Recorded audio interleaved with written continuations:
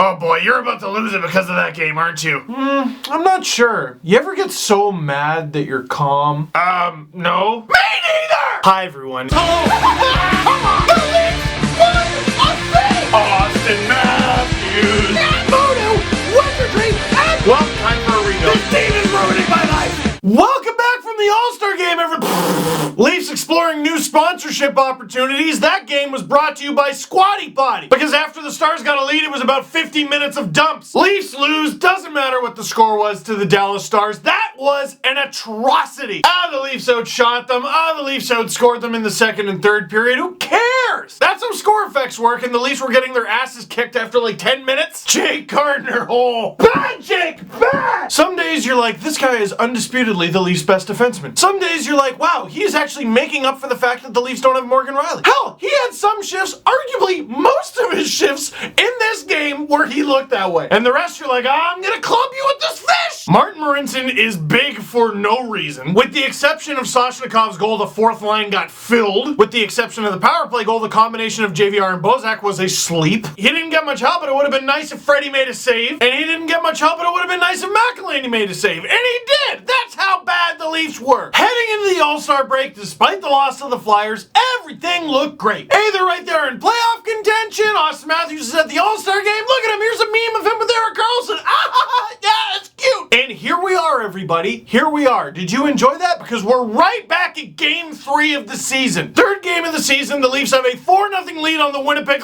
They choke on the thing and lose in overtime. And after that, no lead felt safe. But then they build up all this goodwill. They build it up through their play and their hard work. And then this game happens. All goodwill, all confidence in this team evaporated. Well, I guess they were rusty after the All-Star break. Where was Dallas? The Stars were doing nothing too. If this is an indication of what the unofficial second half is going to be like, playoffs?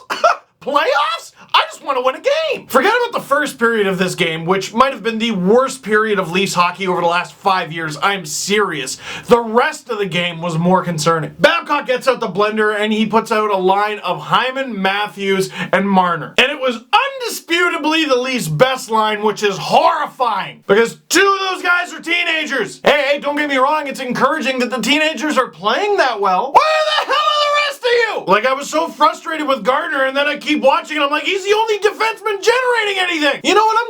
I'm glad. I think they needed this. Nice little ass kicking to start your post All-Star break, to start a 5-game road trip. A little wake-up call. And then I go, isn't that how they went into the All-Star break? Look, woo, playoffs. No, I don't want you to make the playoffs if you're just gonna get your ass kicked. I don't want you to make the playoffs just because the Atlantic sucks. I want you to make the playoffs because you're a playoff team.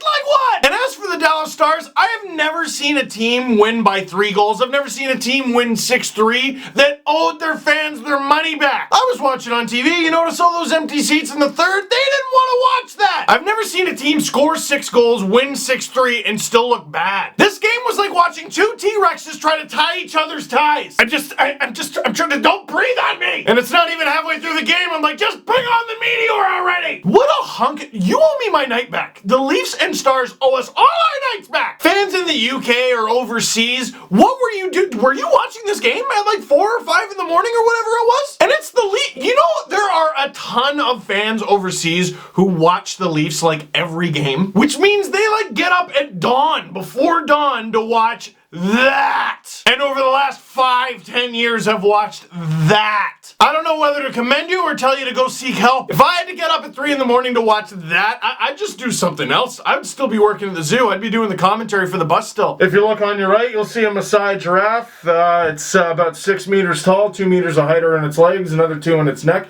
And fun fact, they give birth standing up. Their heart is about the same size as a basketball. I still memorize the script just in case the rebuild doesn't work out. And old breaking news as I'm making this, Ken Hitchcock has been relieved of his duties. Guess who the Leafs play next? The Blues! Guess who's gonna get their first win as the Blues head coach? Whoever the new guy is, I forget his name. He wears glasses. Relax, man. They don't have Morgan Riley right now. You can't have one injury and have it yard sale your whole season. The Panthers and Lightning have nobody, and they're still within striking distance, and they're in the same division. I'm not wasting any more breath. I am losing my voice. I'm not wasting my breath on this piece of crap. You know what? This game could be inspiration. This game could be inspiration. Whenever you are doing something, whenever you are at school or doing homework or studying, whenever you're at your job, whether it's an internship or a part-time job or your full-time job career, whether you're out with friends or you're in the middle of a relationship, you're having a conversation or an argument with a loved one. Ask yourself, am I being the Leafs losing 6-3 to Dallas? And if the answer is yes, immediately improve yourself, because you don't want to look anything like that. So that is it for this one. Thank you very much for watching, because if you do watch these videos on a regular basis, odds are you watch the Leafs on a regular basis, and if so, God bless you. Click like if you like this video, click subscribe if you really liked it, tell all your friends. Brand new Panicle Pizza Steve Dangle podcast coming up, and I will yell about it some more. Garbage! Oh, I forgot this guy had a Kadri for Selke sign. That was cool. That was good. That definitely would have got a much more prominent spot in this video if they didn't look like crap. And another thing. No, I gotta stop.